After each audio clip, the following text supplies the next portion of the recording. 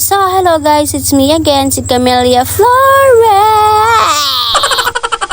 O, diba? Pati ang manok na uuban na sa akin. Maganda na tingag. Ay, ang ganda talaga ng tingag mo. So, for today's video, ay magpapareserve kami ng ticket kasi uuwi na ako ng Samar. Iiwan ko na ta. Pero charot gad lang, hindi ko gad to iiwan kahit na hindi to nagsasawsaw ng bobot. Bago ang lahat, nag-cash out muna ako kay wala man ako pera, wala man ako gagamitin ng ano doon, di ba? Kay wala. Sa mga nagtatanong kung mag-ano man ba ako dito sa Samar, mag-anong gadla ako dito, magbisitahin ko lang ang Samar, ang kaaming kahayagan, kung kumusta na, kung may tuna pa, yun kasi ako ang may-ari. Charot. Nauba ka na naman ano. Napatay ka na naman ano. Nauba ka naman.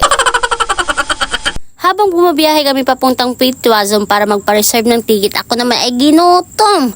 Ayan o, si saging-saging ang kinain-kain kay wala man niyang kain-kain, paambot kay nag-iinarte. Andito na nga po pala kami at nag-aantay na ng tricycle sa sasakyan namin. She's walking his life at the first alright, maybe this time I'm flying.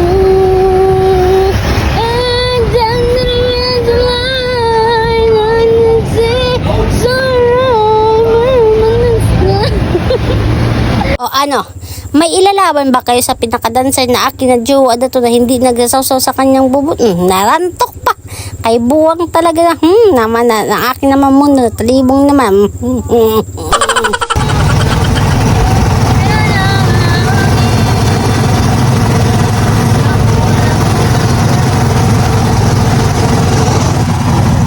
Yan talaga siya, nang bubuisit talaga. Wala na lang ginawa sa buhay kundi magbuisit-buisit ba.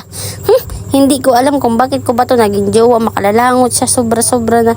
Minsan nakakapi ko. Di ba?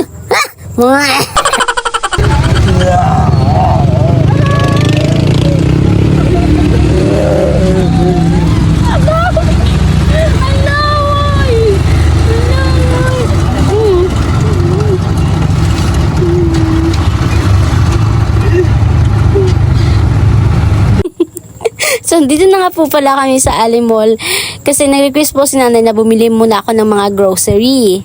Habang nandito ako sa grocery, may bata naman na pasuwa yung palagi ng bubuisit.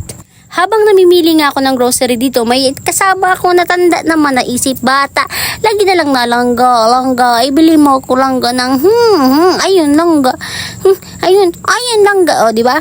Mukha ka talagang may anak na isip bata ang kasama mo na bullshit.